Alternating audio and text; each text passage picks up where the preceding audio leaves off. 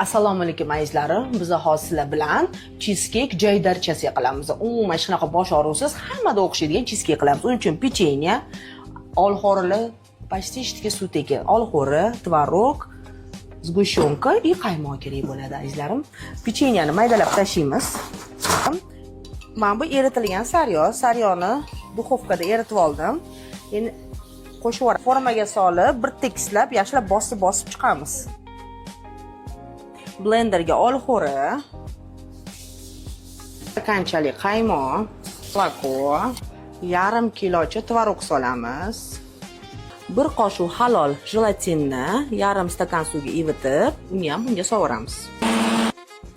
Endi buni xudo xolasa 3-4 soatdan keyin yeb mazasini etib beramiz. Bismillahirrohmanirrohim. Bu cheesecake'ni yeb ko'ramiz. Azizlarim, hammalarga osh bo'lsin.